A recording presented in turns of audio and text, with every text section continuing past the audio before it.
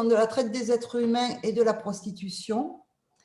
En introduction, je voulais dire que la Convention de l'ONU de décembre 1949 énonce le principe suivant: la prostitution et le mal qui l'accompagne, à savoir la traite de l'être humain en vue de prostitution, sont incompatibles avec la dignité et la valeur de la personne humaine. La France ratifiera cette convention en 1960 et nous devenons donc un pays abolitionniste. La loi a donc pour objectif de lutter non contre la prostitution, mais contre le système prostitutionnel. On va donc considérer la personne prostituée en tant que victime et non en tant que coupable. Selon les données de l'ONU et du Conseil de l'Europe, la traite des êtres humains générerait environ 32 milliards de dollars de chiffre d'affaires. C'est un trafic qui vient en troisième position après le trafic de drogue et le trafic d'armes. Mais ces trois trafics-là sont souvent conjoints. L'identification du public de victimes est complexe, d'autant que les victimes n'ont toujours pas conscience de l'exploitation dont elles sont victimes. Elles peuvent aussi, à leur tour, rentrer dans le système prostitutionnel en étant elles-mêmes un relais intermédiaire avec le réseau pour payer leurs dettes. On le verra un peu plus tard, ce système-là. Ce système, c'est un système pyramidal qui se met en place. Pour payer une dette au réseau, la personne va collecter de l'argent et surveiller ou racketter à son tour ses congénères.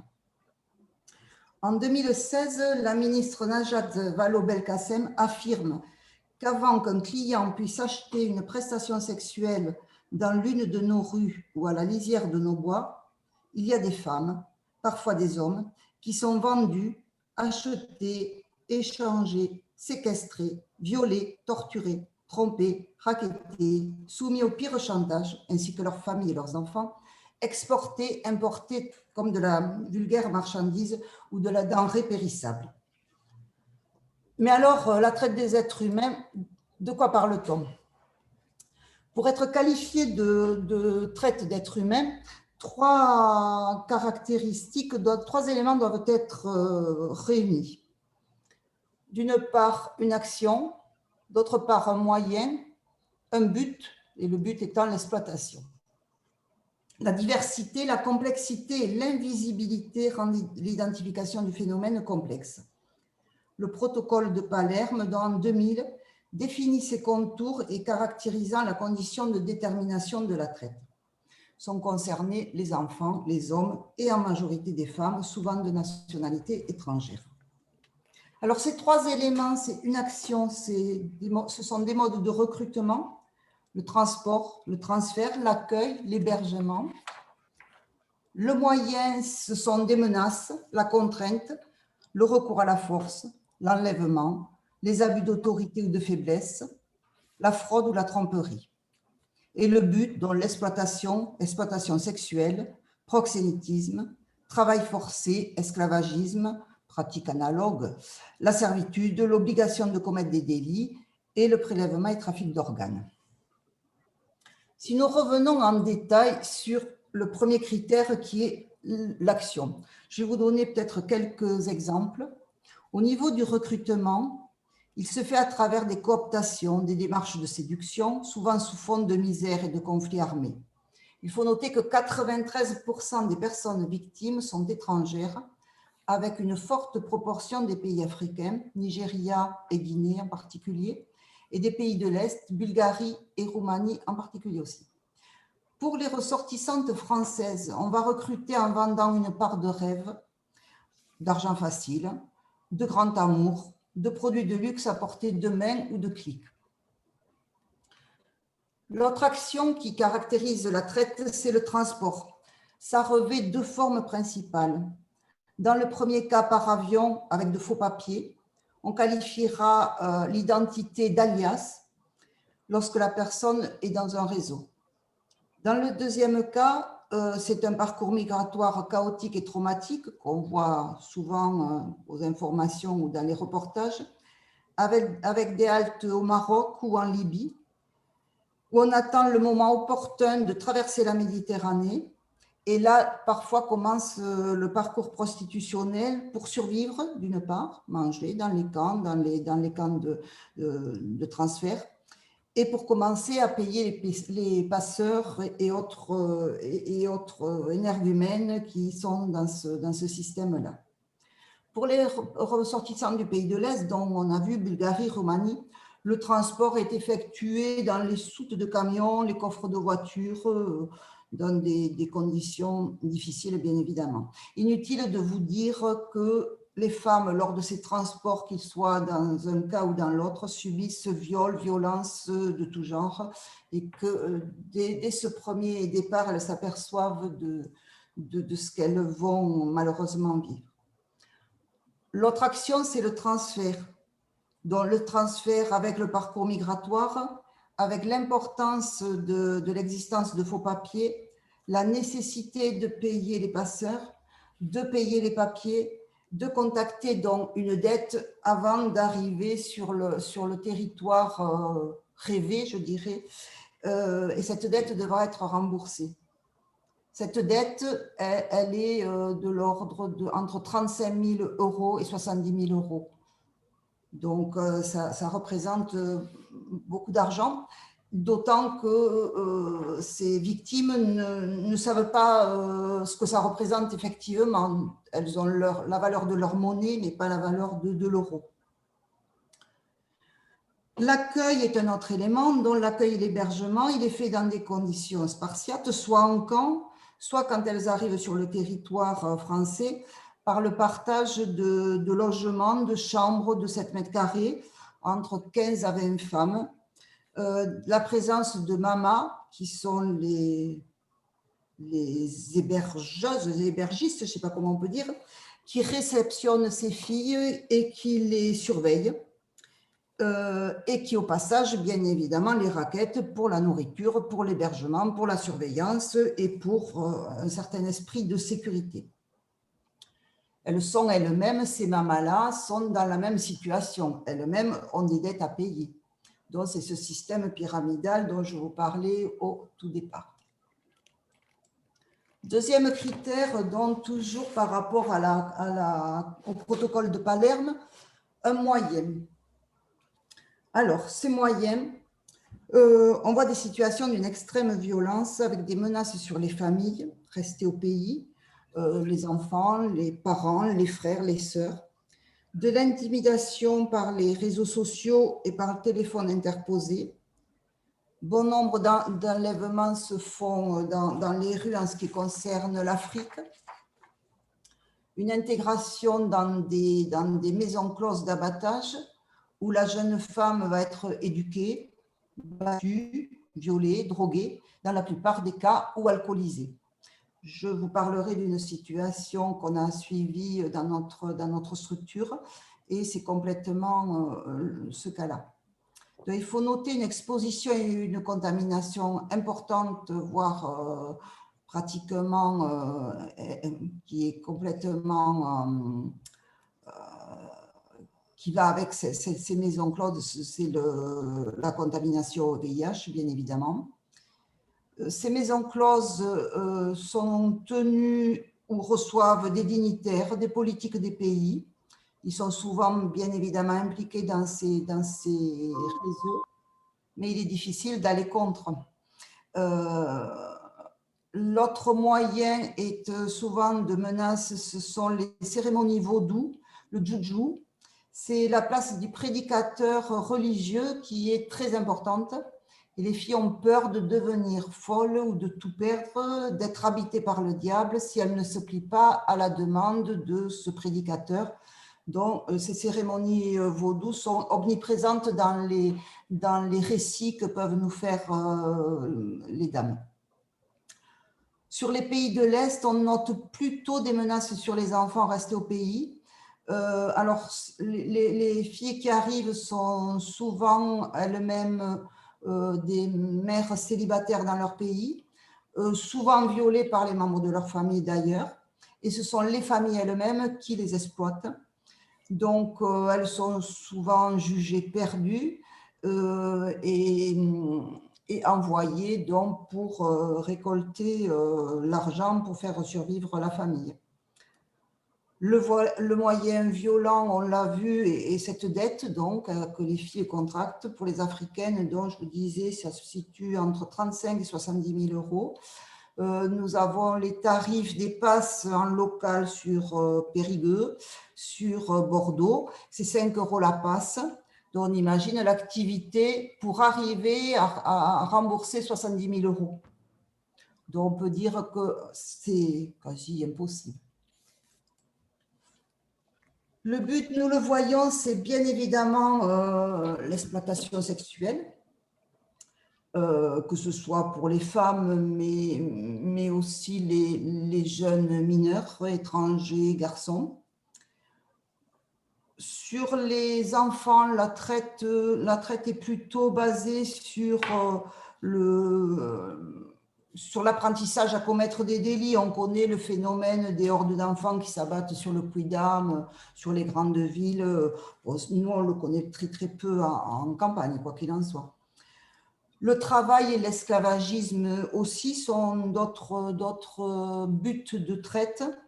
Dans certains milieux, on le voit aussi au hasard de quelques informations, ces femmes à qui on va prendre les papiers, qu'on va mettre en esclavagisme, qu'on va affamer et qui seront vraiment, qui seront obligées de s'échapper pour pouvoir sortir de cette situation. Ces faits défraient souvent la chronique, mais comme ils touchent des milieux assez privilégiés, on en parle moins ou c'est souvent bien étouffé. L'autre but, le prélèvement et trafic d'organes, donc ça, en ce qui nous concerne, on a connu au niveau du SAFET, de la structure que je dirige, 2 cas. À travers les suivis que l'on fait, de personnes à qui on a ôté des organes doubles, en fait, un rein, un segment de foie, les lobes pulmonaires aussi parfois. Pour nous, c'est minoritaire, mais on sait que ça existe. Voilà, ce sont ces 3 éléments dont but, moyen et comment dirais-je, action qui font qu'on peut qualifier de traite et donc d'exploitation sexuelle dans la majeure partie des cas. La question importante, c'est quelle forme ça prend et à quoi on peut repérer, à quels indicateurs on peut repérer ces phénomènes. Parce que la difficulté consiste à l'identification des victimes, surtout lorsque les lieux ne sont pas habituels. Dans la prostitution en milieu rural, c'est le cas. On n'a pas de quartier-gare, de quartier urbain, de quai ou autres sur lesquels, ou d'espaces verts qui sont réservés à la prostitution de rue. Donc pour nous, il est important d'avoir des indicateurs forts. Souvent, les victimes, autre problème, les victimes pensent leur situation normale. C'est-à-dire qu'elles sont hébergées, elles sont secourues, elles sont nourries. Et donc, il faut qu'elles remboursent la personne qui a la gentillesse de les héberger, je dirais, dont elles trouvent la situation normale. Elles ne connaissent, dans la plupart des cas, pas la langue française. Elles n'ont pas toujours des compétences extraordinaires. Donc, pour elles, la situation prostitutionnelle est naturelle ou bon, quoi qu'il en soit, c'est sous contrainte. Pour nous, l'autre indicateur important, c'est la santé et l'état général de la femme. Souvent, elles ont des traces de coups, elles vivent du stress, elles ont des signes de maltraitance, d'anxiété, des attitudes déprimées, tristes. Bien évidemment du psychotraumatisme, on l'a vu lors de la réunion samedi dernier, donc des arrêts sur image, des frayeurs, des terreurs, du mutisme subi, le sommeil perturbé bien évidemment. Beaucoup souffrent d'addiction, alcool, drogue, cocktails, médicaments, parce qu'elles ont été éduquées et pour être éduquées, elles ont été obligées d'être sous substance pour pouvoir faire de l'abattage dans les maisons closes. Donc, elles ont beaucoup d'addictions. Et ce que l'on rencontre systématiquement, c'est la dissociation au corps. C'est-à-dire qu'elles ont d'une part, elles, leur enveloppe charnelle, je dirais, leur corps, qui est étranger à leur esprit et dont un objet qu'on n'aime pas, un objet qui souffre. On retrouve cette dissociation pratiquement avec toutes les femmes victimes de violences, hors prostitution aussi. Donc, nous arrivons aussi à détecter des maladies pseudo-professionnelles qui vont de l'inflammation des muqueuses buccales et génitales, et je vous passe les détails, et une nouvelle maladie pseudo-professionnelle que l'on rencontre aujourd'hui avec le Covid, c'est la tendinite du bras, du poignet et de l'épaule. Donc, il permet d'imaginer effectivement quelle est la façon de vendre leurs services aujourd'hui. Donc, ces victimes-là n'ont pas d'accès aux soins médicaux en réalité. Beaucoup d'associations s'occupent effectivement de les accompagner, mais faut-il qu'elles viennent vers les associations. Leurs conditions d'hébergement, donc en France aujourd'hui, c'est une femme qui réside dans certains quartiers de ville, mais aussi ce sont des femmes qui sont hébergées dans des structures médico-sociales de type centre d'accueil des demandeurs d'asile. Beaucoup cohabitent avec leurs congénères. Beaucoup sont en surpeuplement quand elles sont dans les petites pioles, je dirais, en ville. Ces petits logements, enfin ces débarras, je dirais, sous escalier, sont souvent l'usage en est par roulement en fait, puisqu'elles elles vont dormir, elles se remplacent, elles vont à la rue, elles recommencent. On a pu constater le manque d'eau, d'électricité, de confort, bien évidemment. Donc, autre indicateur, le comportement. La dame, quand elle vient nous rencontrer, on fonctionne par rendez-vous pour la remettre un petit peu dans le temps et dans l'espace, pour qu'elle ait prise avec le réel. Et donc, ben, elle oublie le rendez-vous, mais bon, elles sont pas les seules à oublier le rendez-vous. Elles sont en retard. Mais ce qui nous choque le plus, c'est les départs précipités lors d'un entretien. Elles verbalisent de façon effrayée qu'elles ne peuvent pas attendre qu'il faut qu'elles partent. Elles sont vraiment sur le qui-vive. Donc, pour nous, c'est un indicateur fort qu'il y a quelque chose qui se passe. Elles sont souvent dépendantes, elles sont souvent accompagnées d'une tierce personne qu'elles nous présentent comme leur sister ou leur maman, dont là, à ce moment-là, on n'a aucun doute. Ces femmes qui les accompagnent les fixent, parlent à leur place. Il est souvent difficile de pouvoir les éloigner ou faire diversion pour vraiment parler à la victime qui vient. Le discours aussi est un fort indicateur. La femme entretient le secret. Elle ne veut pas dire où elle loge, elle se contredit. On a des fois des récits un peu merveilleux, un peu pré-rédigés, préétablis, hachés dans le temps. On a du mal à se retrouver dans les périodes évoquées ou non évoquées.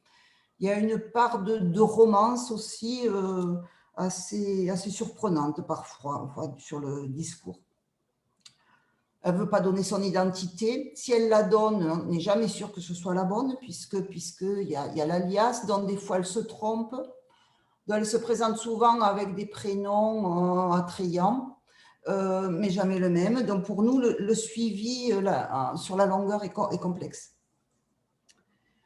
On voit aussi des signes forts d'emprise, dont la victime est tendue sur l'entretien, le téléphone sonne sans arrêt, elle reçoit des SMS ininterrompus.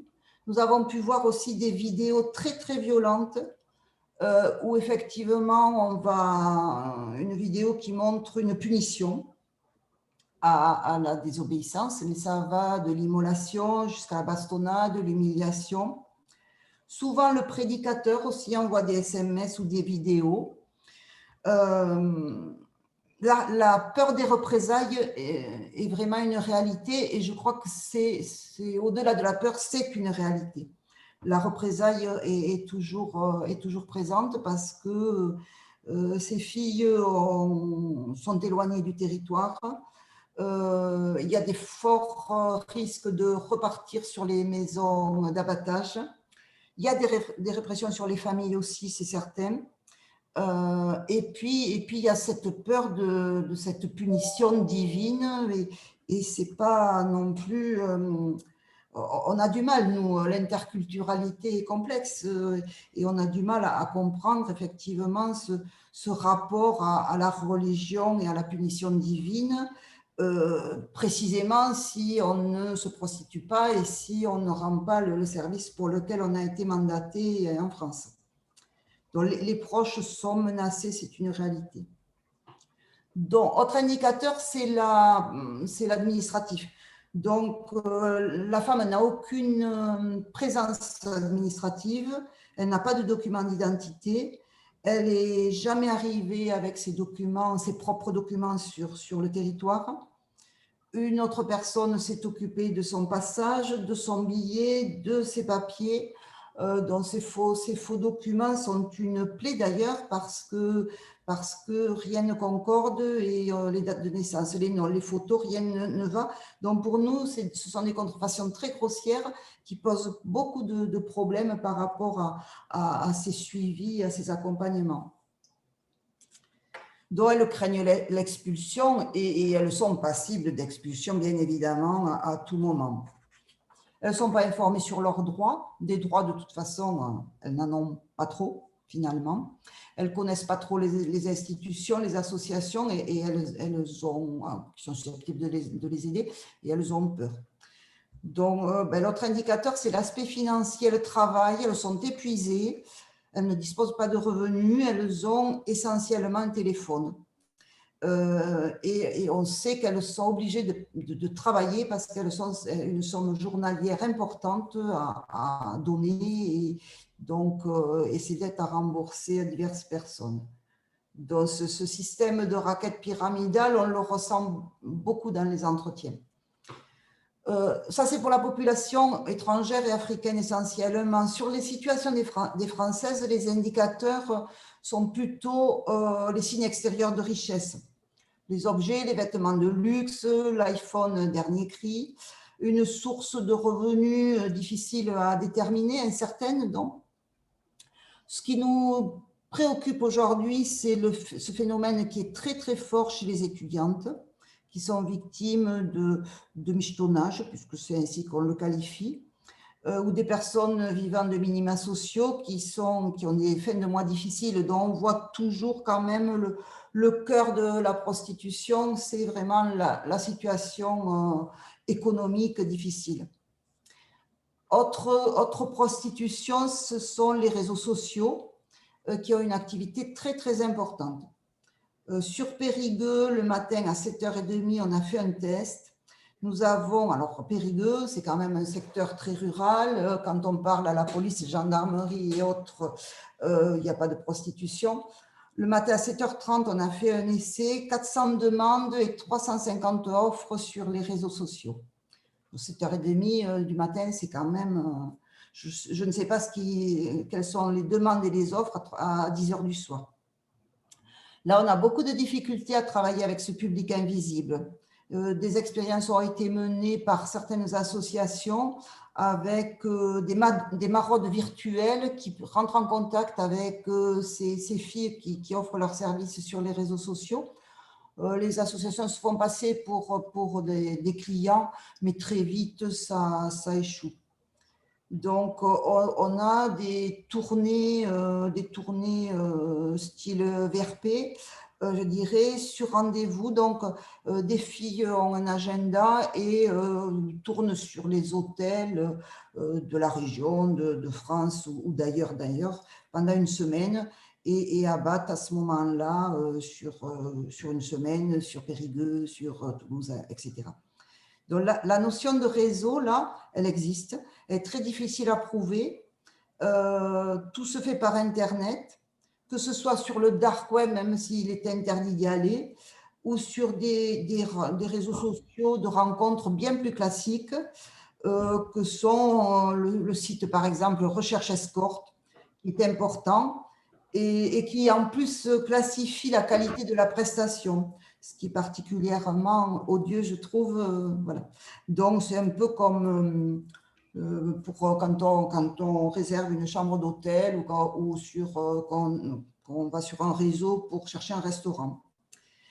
Notons quand même que, par exemple, Viva Street a été condamné pour proxénétisme. Donc, ce sont des réseaux qui sont quand même suivis.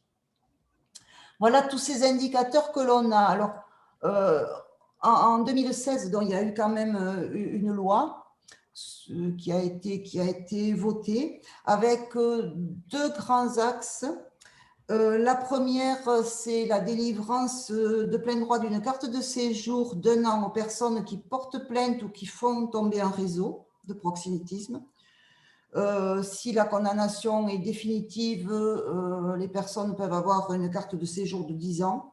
Cette hypothèse est très rare, à cause aussi des raquettes et autres, elles ne peuvent pas se le permettre.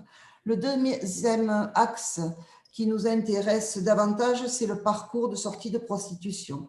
Alors, il y a une association agréée par département qui est en charge de ce dispositif.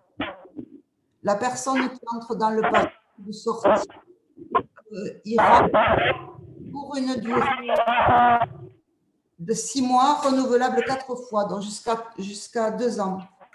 L'entrée effectue si la personne de sortir de son état. Elle peut être déjà sortie, elle peut être en cours de sortie. Il y a une enquête préalable sous l'égide de la préfecture. Donc,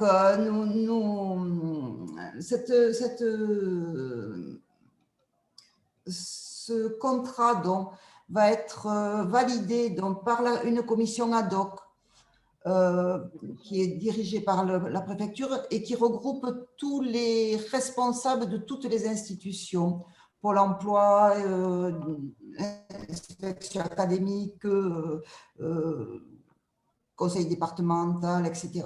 Donc, toutes les institutions, statut, police, gendarmerie. L'entrée dans ce parcours permet la délivrance d'un titre, la perception d'une qui s'appelle l'aide financière, qui est de 330 €, ce qui est peu. Par contre, la personne est prioritaire, soit Pôle emploi, formation, logement. Et elle bénéficie bien évidemment d'un accompagnement global individualisé très très lourd. Nous avons des limites à ce dispositif, c'est que d'une part, elle ne touche pas du tout les prostituées d'origine française, parce que la prestation qui leur est versée est vraiment trop minime, donc bien inférieure au RSA. Donc, ces 330 €, ce n'est pas très incitatif. C'est très, comment dirais-je, c'est très stigmatisant parce qu'on est quasiment obligé en les accompagnant d'aller dire au Pôle emploi, vous savez, elle est prioritaire parce que, vous savez, elle est prioritaire pour les papiers parce que, donc c'est quand même très stigmatisant et nous, ça nous gêne considérablement. L'autre limite, c'est la question de l'après 2 ans. Qu'est-ce qui se passe après 2 ans, les titres de séjour, qu'est-ce qui va se passer? Parce que sans titre de séjour, pas de travail, pas de revenus, pas de logement, donc on peut retomber effectivement dans la prostitution. L'axe marginal de la loi aussi, c'est la pénalisation du client. Alors, je la pense indispensable. Quoi qu'il en soit, en 2019, il y a eu 1945 condamnations d'acheteurs de prestations, alors qu'on a quand même plus de 40 000 personnes en situation de prostitution. En Norvège, par exemple, les amendes sont envoyées au domicile familial. Ça peut être un peu dissuasif, effectivement. Donc, je peux vous parler de Fatou, si vous voulez. Alors, Fatou, ce n'est pas son vrai prénom, hein, j'en ai changé. Alors, Fatou, c'est une jeune femme qu'on a rencontrée en 2017. Son histoire, c'est un mauvais film de série B, un mauvais roman de Haldegard. On a l'impression que c'est monté de toutes pièces, mais c'est une réalité.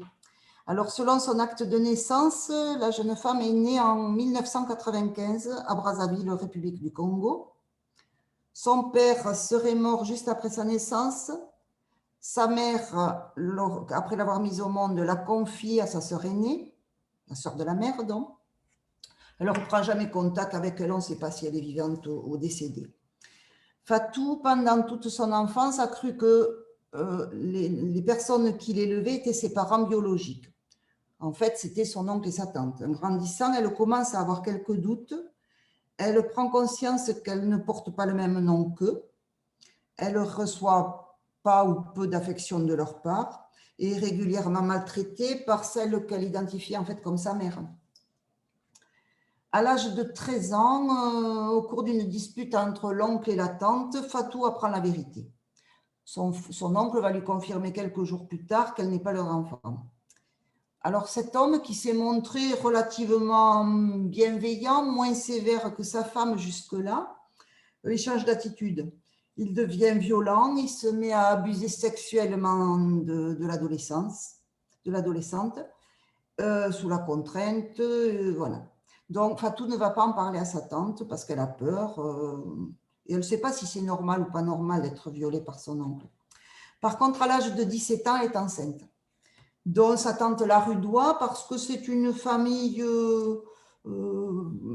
assez convenable à Brazzaville, assez connue. Donc sa tante la rudoie et cache la grossesse. Mais elle ne va pas dire qui est le père. Alors la tante essaie de le lui faire dire, mais elle ne va pas le dire.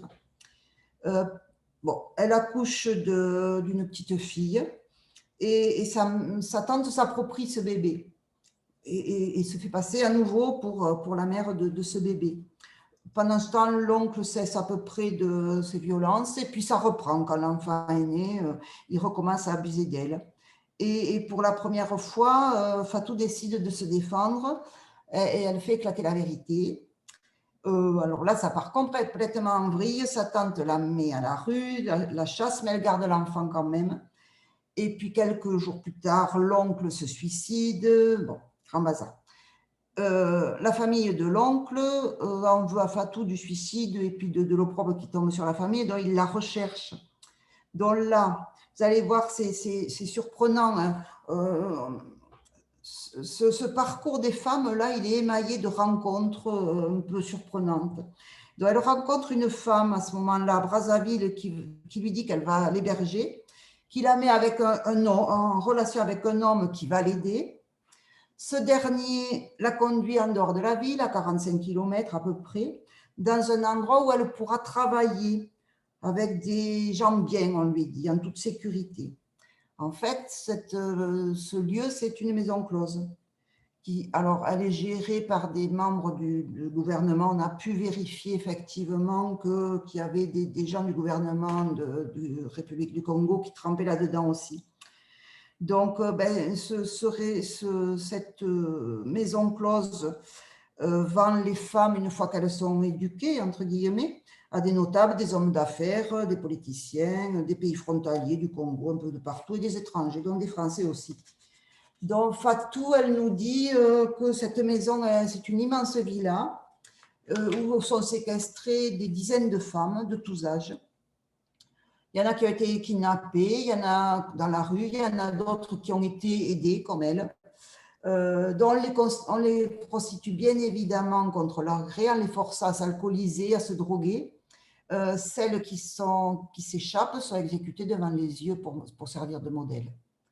Donc, il y a un psychotraumatisme qui est lié aussi à toutes ces violences qu'elle a vues, qu'elle a subies. Au bout de 2 ans, quand la jeune femme est bien éduquée, un client encore providentiel, puisqu'il ne s'agit que de rencontres toujours très, très providentielles, un client lui propose de s'échapper et de partir en France. Là, elle retrouve encore un autre homme à l'aéroport qui lui dit « Tu vas passer pour mon épouse, tu ne parles pas, j'ai des papiers ». Elle arrive à l'aéroport en France. Là, le gars, elle ne le voit plus. Et elle fait encore une autre rencontre providentielle d'une femme un peu plus âgée qu'elle qui lui dit « Mais ne te tracasse pas, viens chez moi ». Donc voilà, et elle se retrouve à Paris prostituée avec une maman qui s'occupe d'elle. En août 2016, il y a de la rotation pour la clientèle. Elle est déplacée sur Bordeaux. Et à Bordeaux, bon, on a la chance d'avoir des associations très actives et là, qui font du travail vraiment de rue. Et là, donc, ils arrivent à la sortir de la rue et à la planquer d'abord au CADA de Périgueux et ensuite chez nous, puisqu'on a un centre d'hébergement. Mais Fatou va très mal, elle fait une tentative de suicide, elle est enceinte. Elle boit 1 à 2 bouteilles de vodka par jour. Donc, pour nous, on se fait beaucoup de soucis, bien évidemment. On va la suivre pendant près d'1 an avant de la convaincre de rentrer dans le parcours de prostitution. Et on a beaucoup travaillé avec elle sur ce parcours, d'abord sur la santé, sur le suivi de cette grossesse. On n'était pas très confiants par rapport à tout l'alcool qu'elle avait pris et qu'elle continue à prendre par rapport à ses tentatives de suicide. On a travaillé aussi, bien sûr, avec la psychologue. On a travaillé beaucoup avec une socio-esthéticienne sur la dissociation pour retrouver son corps autre qu'objet. Des cours de français, des cours de maths, une remise à niveau, une obtention d'un certificat d'équivalence de BPC, l'intégration dans un logement ordinaire, l'obtention des papiers, l'obtention de la prestation. Et ce qui a été moteur pour elle, c'est qu'elle voulait devenir assistante dentaire. Pourquoi? Je ne sais pas. Alors que le Pôle emploi lui disait, vous irez faire des ménages dans le meilleur des cas. Non, elle voulait être assistante dentaire. Donc, on l'a relookée, on a travaillé sur l'accueil de l'enfant, sur la parentalité.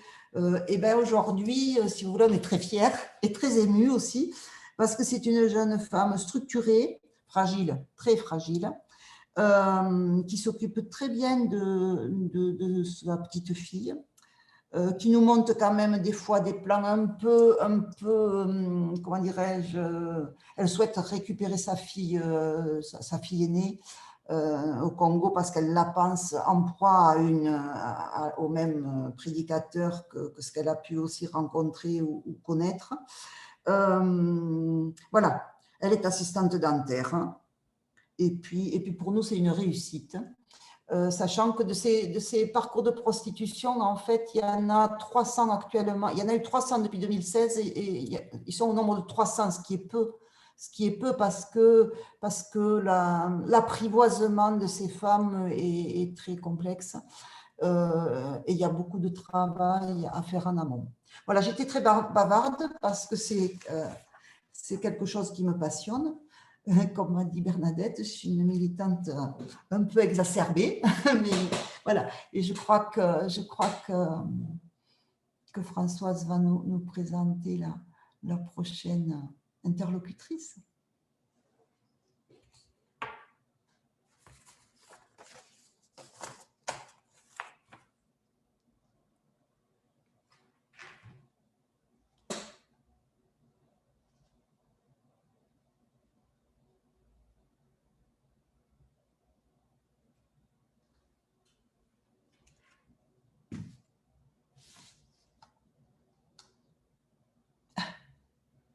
Bernadette, Bernadette voudrait la parole, Françoise. Voilà, ça y est. Merci Dominique de m'avoir ouvert le micro.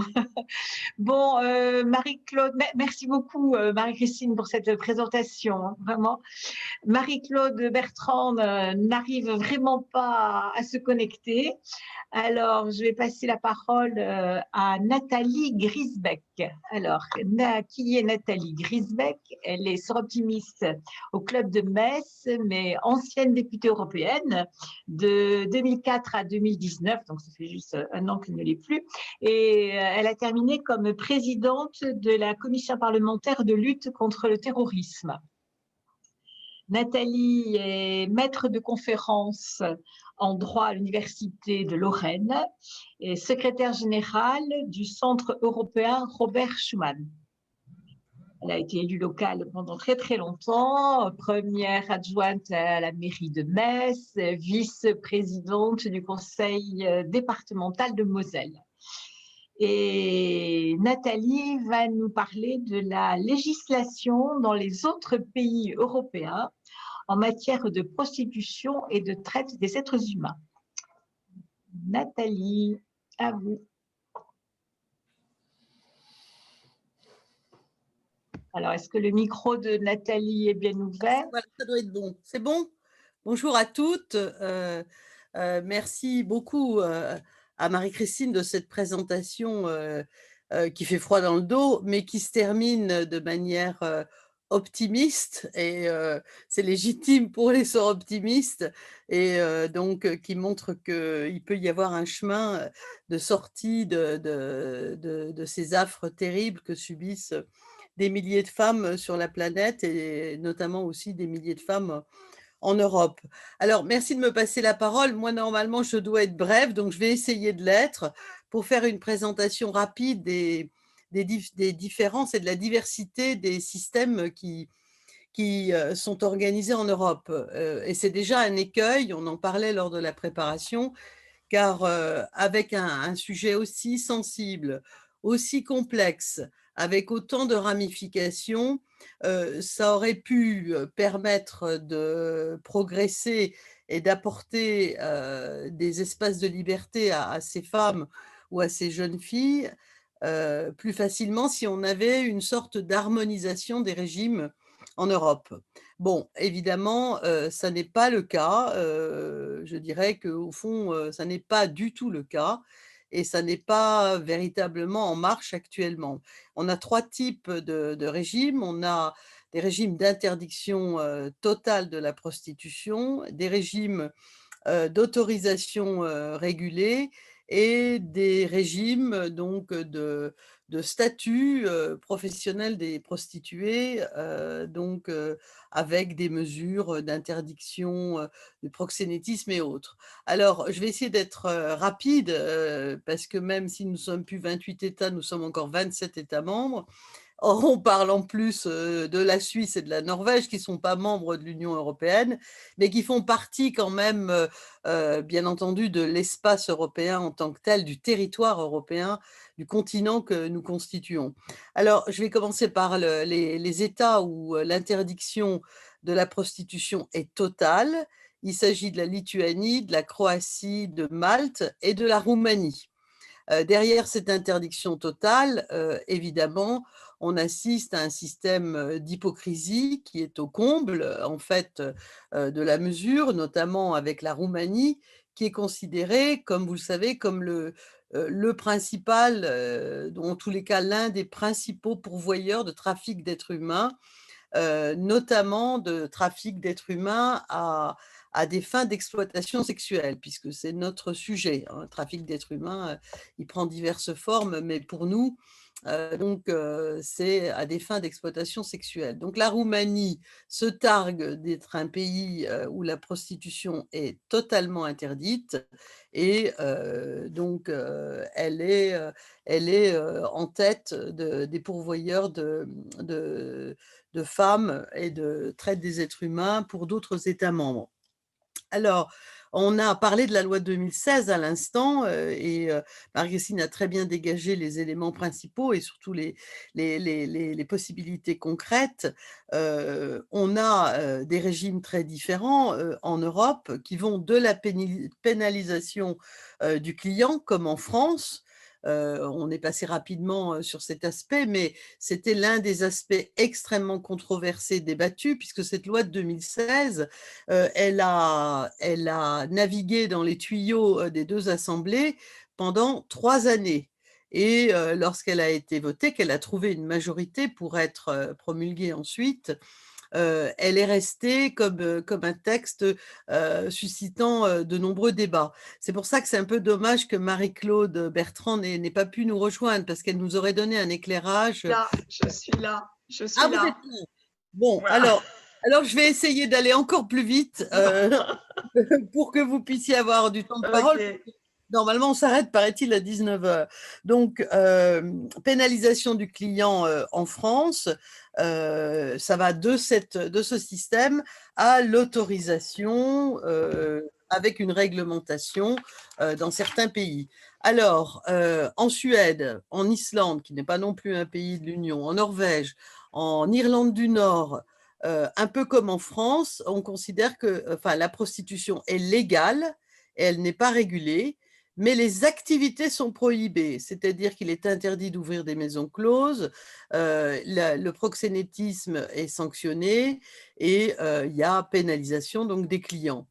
Ce qui aboutit, par exemple, si je prends le cas de la Suède, je ne vais pas rentrer dans le détail des sanctions, ça aboutit à un très faible taux de condamnation des clients.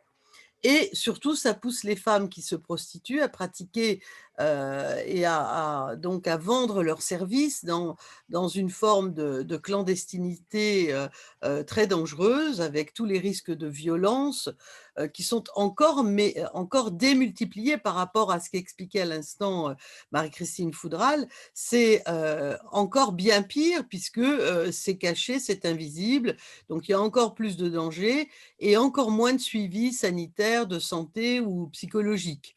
Et au fond, donc, dans ces pays qui pratiquent ce système, ça réduit la prostitution de rue. Moi qui ai longtemps été élue locale, le nombre de riverains qui se plaignaient de la présence de prostituées sur les capots de voitures à l'heure de la sortie des écoles, en plein jour, et en pleine nuit, des souteneurs qui faisaient du raffut sous les fenêtres. Évidemment, ce système qui pousse à la clandestinité fait disparaître la prostitution de rue, mais ça réduit pas du tout la prostitution et la violence faite aux femmes. Et en outre, ça échappe en outre, à l'aide que les associations d'aide aux prostituées peuvent accomplir, ou les services, comme on en a parlé à l'instant. Donc, en clair, puisqu'il faut aller vite, il y a dans ces systèmes de l'insécurité, du proxénétisme, de la traite des femmes et des jeunes femmes, et ça développe encore, ça démultiplie le trafic d'êtres humains. Prenons l'exemple de l'Espagne, qui est sans pénalisation du client en tant que tel, à ma connaissance. La prostitution y est légale, elle y est autorisée, seul le racolage est interdit. Là encore, on voit ce que je qualifie, pour aller vite, d'hypocrisie du législateur. Donc il n'y a pas d'encadrement de la loi, le proxénétisme est donc interdit, mais les maisons closes en Espagne, on en parlait là aussi dans la préparation, sont légion, et ce sont souvent les profils de femmes que Marie-Christine a décrits, ces profils de femmes qui sont immigrées, sans papiers, à qui on a confisqué les papiers, à qui on a fait croire des choses, et qui sont au fond sous contrainte et qui travaillent. Alors même que l'Espagne a signé la Convention du Conseil de l'Europe de 2005 qui définit les contours de la détermination de ce qu'on appelle, ce qui fait entrer juridiquement dans la traite des êtres humains. Elle a aussi adhéré et signé le protocole de Palerme que Marie-Christine évoquait. Et pourtant, la prostitution y bat son plein et produit, je n'ai pas dit pour la Suède et les autres pays, mais produit par exemple en Espagne près de 18 milliards d'euros par an. Donc, c'est une économie extrêmement lucrative. Et ce qui est très choquant même pour l'Espagne, c'est que acheter ou vendre des actes sexuels n'est pas illégal et c'est tellement répandu que ça ne choque personne et que c'est dans les mœurs.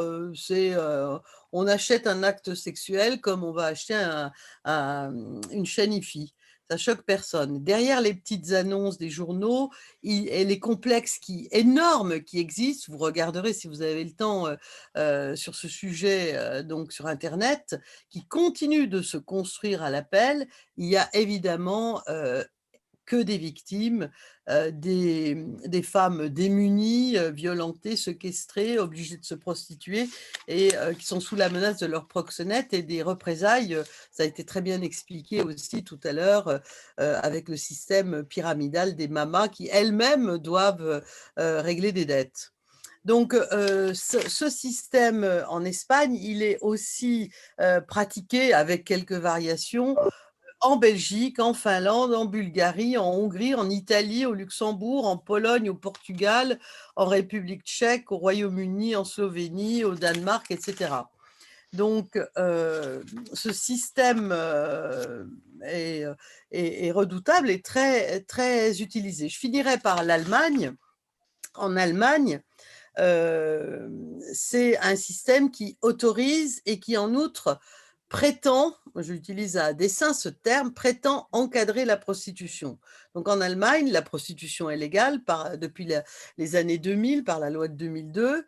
La profession de prostituée est reconnue par la loi et ça prétend encadrer, je dis, parce que à première vue, ces dispositifs légaux en Allemagne permettent à la prostituée, à la femme qui se prostitue, d'avoir une protection sociale et de bénéficier de droits. Donc la prostituée, par exemple, peut porter plainte contre son, entre guillemets, employeur.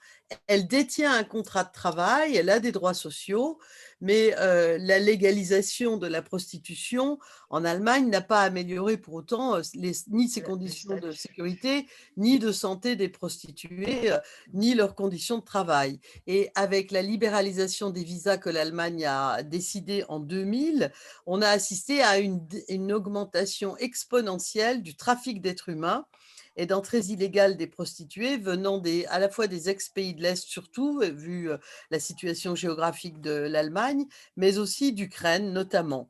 Et la situation allemande, avec ce contrat de travail passé entre la prostituée et l'employeur, elle paie aussi un loyer par jour dans l'hôtel ou dans la maison close où elle exerce. Donc, avec ce contrat de travail, il y a de très nombreux abus. La dépénalisation, par exemple, du proxénétisme donne un statut aussi aux entrepreneurs du sexe. Ces proxénètes, donc qui sont les gérants de bordels, sont qualifiés légalement d'entrepreneurs du sexe et ça génère en Allemagne, un peu moins qu'en Espagne, mais 15 milliards d'euros par an. Les maisons closes sont donc considérées comme des entreprises selon la loi, c'est la loi. Les prostituées sont assujetties à un impôt et à une TVA pour leurs services. Et tout récemment, le tribunal constitutionnel de Karlsruhe, c'est-à-dire la clé de voûte de l'Allemagne, qui est un État fédéral, donc, a reconnu que la publicité des services donc étaient licites, comme pour un autre produit.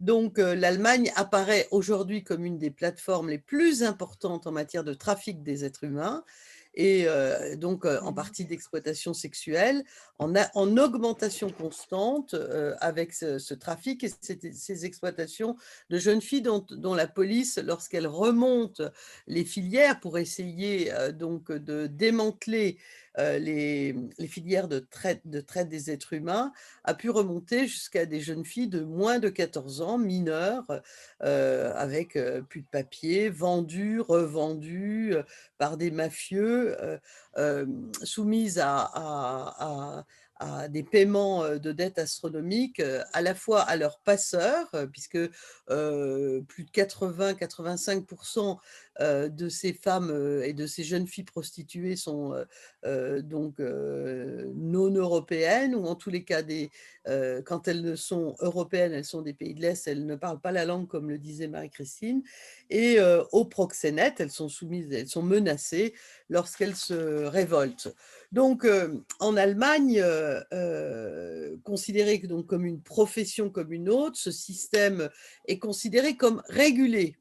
Mais on voit bien qu'il y a très peu de nouvelles protections des prostituées avec ce régime. C'est le même système en Autriche, en Grèce, en Lettonie, aux Pays-Bas et en Suisse, qui n'est pas dans l'Union européenne également, avec des maisons closes organisées et des pseudo-bons sentiments.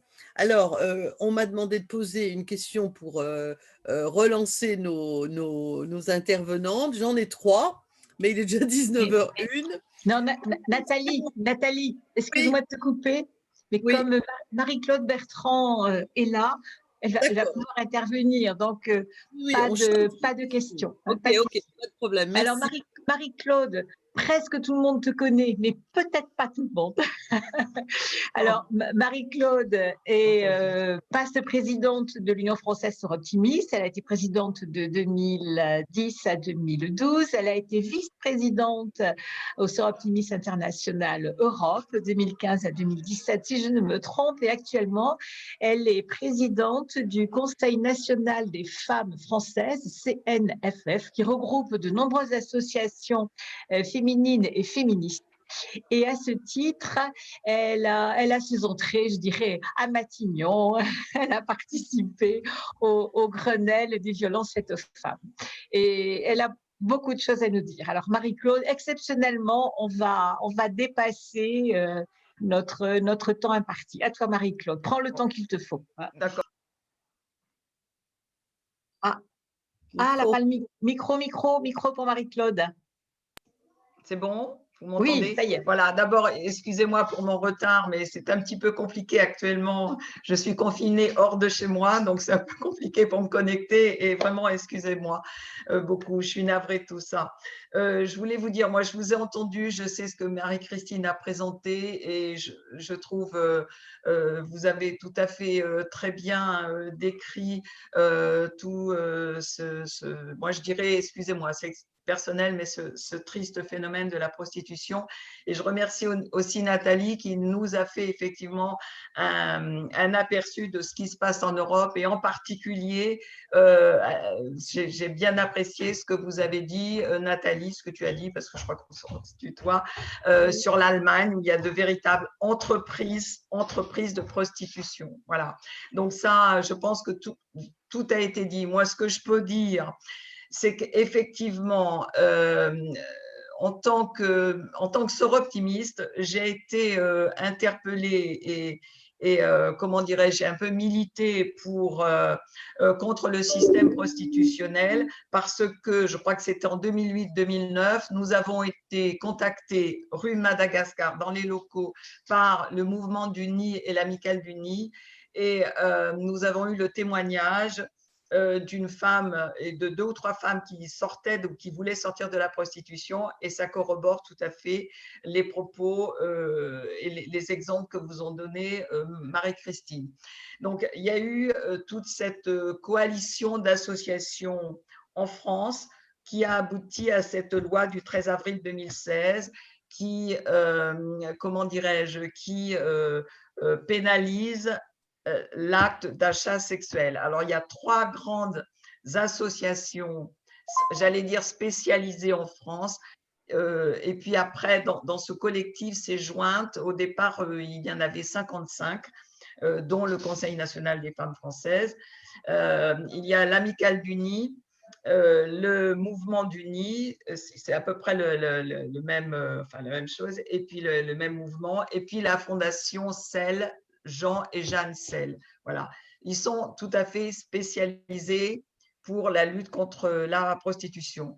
Et au niveau pour les sœurs optimistes, j'ai retrouvé, je ne l'ai pas là, mais j'ai retrouvé le trait d'union, c'est Cathy Kaff, justement, ce qui est très fort, c'est pour ça que je le dis, à une réunion du gouverneur. Alors, je crois que c'était à Palerme, mais j'en suis pas sûre. Cathy Kaff, qui était présidente du Sœurs optimiste international d'Europe, et donc qui est allemande, elle nous a fait lever en nous disant je veux que l'on vote, dites-nous si vous êtes contre la prostitution, carton rouge. Et on s'est toutes levées et on a levé le carton rouge. Il y a une photo du trait d'union avec ce carton rouge. Donc, je voulais aussi rappeler ça. Ça me paraît important que les sœurs optimistes sachent ça. Et puis, comme je l'ai dit à Marie-Christine et puis également à Nathalie, par rapport à ce qu'endurent les femmes migrantes et les réfugiés. Il faut savoir que le SIE, en 2000, je l'ai là, en 2000, ça doit être 2015-2016, nous avons co-signé avec le lobby européen des femmes une lettre à tous les gouvernants de l'Europe, de l'Union européenne et également du Conseil de l'Europe, qu'on est allé porter à tous les gouvernants, que ce soit les parlementaires, le président de la République, le Premier ministre, qu'on est allé porter à ces personnes-là. Moi, on est allé avec Françoise Latuile, qui était à l'époque présidente, on est allé personnellement porter ce document qui attirait l'attention sur tout ce que les femmes réfugiées et migrantes subissaient. De viol des passeurs, pour pouvoir survivre avec leurs enfants. Donc ça, voilà, je voulais apporter ce témoignage-là. Et pour vous dire, je ne sais pas si vous en avez parlé, mais vous savez que cette loi de 2016, il y a des contestations très importantes, hein, puisque nous avons des groupes, le STRAS, Médecins du Monde et le Planning, enfin, vous avez des organisations qui veulent que cette loi tombe, et elles ont fait un recours devant d'abord le Conseil d'État, ce qu'on appelle une question prioritaire de constitutionnalité, une QPC. Le Conseil d'État a renvoyé cette question devant le Conseil constitutionnel parce qu'elles estimaient, ces grandes organisations qui ont un lobbying puissant et qui ont beaucoup de moyens financiers. Donc, ils estimaient que bien les femmes, finalement, si elles voulaient vendre leur corps et cet acte, c'était sous prétexte de la liberté d'entreprendre. Donc, on s'est battu et le Conseil constitutionnel a rendu, c'était le 1er, si je ne me trompe, le 1er février 2019, voilà, question prioritaire de constitutionnalité. Voilà, le Conseil constitutionnel a estimé que cette loi de 2016 respectait bien la Constitution et que la prostitution était une violence à l'égard des femmes. Voilà. Et pour vous dire si elles sont puissantes, si elles ont un lobby puissant, ces organisations, c'est qu'elles essayent de pénétrer dans toutes les organisations internationales et notamment tout dernièrement au comité CEDAW. Alors, quand je dis ces organisations, ça s'appelle les TDS, les travailleuses du sexe, ou les sex workers, si vous voulez. Et on a beaucoup de mal avec ces personnes, avec ces organisations qui sont extrêmement, qui ont beaucoup de moyens financiers. Voilà. Et donc, tout dernièrement, le 11 novembre exactement, le comité CEDAW a publié une recommandation, la recommandation 38, au sujet de l'article 6 sur la prostitution. Et donc, il a enlevé, parce il a enlevé le terme TDS, hein, travailleur du sexe, parce qu'on estime que la prostitution, c'est comme le disait très bien Nathalie, c'est une violence à l'égard de femmes, c'est un manque de dignité de la personne humaine. Ce sont les valeurs et la dignité humaine que nous défendons. Voilà. Donc, c'est très bref, c'est ce que je voulais vous dire, parce qu'il y a tout un…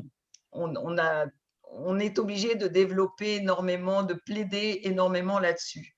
Et heureusement, l'ONU, on a eu peur, mais l'ONU a considéré, il y a eu une déclaration de la secrétaire et de la directrice générale de l'ONU Femmes qui a bien reconnu que la prostitution, c'est le système prostitutionnel faisait violence aux femmes. C'était une violence faite aux femmes. Voilà ce que je peux vous dire en résumé en 5 minutes. Eh ben, bravo, bravo Marie-Claude. Excusez-moi. C'est vrai que tu as réussi à parler en 10 minutes et nous dire l'essentiel. Et puis, tu vois, les auditeurs sont restés. Hein, Bon, d'accord, ben, merci de votre patience. Merci beaucoup. Bon, alors merci à toutes les intervenantes. Nous allons nous retrouver lundi soir, lundi 14, pour la dernière conférence. Et la question qu'on va se poser maintenant, c'est que pouvons-nous faire en tant que sœurs optimistes après avoir entendu ces 6 conférences qui sont dans le cadre du comprendre hein, de notre devise. Après le comprendre, il y a le défendre et entreprendre. Qu'allons-nous pouvoir entreprendre en tant que sœurs optimistes? Et nous aurons le témoignage de 3 clubs, le club de Cognac, le club de Menton et le club de Bastia. Et puis, vous pouvez, vous aussi, si vous souhaitez témoigner, vous pouvez nous écrire. Et si vous avez des questions, si vous souhaitez qu'on redéveloppe certains points qui ont été abordés par ces conférences, n'hésitez pas à nous écrire. Beaucoup d'intervenantes seront présentes lundi soir et pourront répondre aussi à ces questions. Et je pense que nous déborderons aussi lundi soir. Voilà, merci à toutes, bonne soirée et à lundi, bon week-end, au revoir. Au revoir. Merci Nathalie, merci Marie-Christine et merci Marie-Claude. Au revoir. C'était très intéressant. Merci beaucoup. Bonne soirée. Bonne soirée. Merci. C'est bon, recommandation.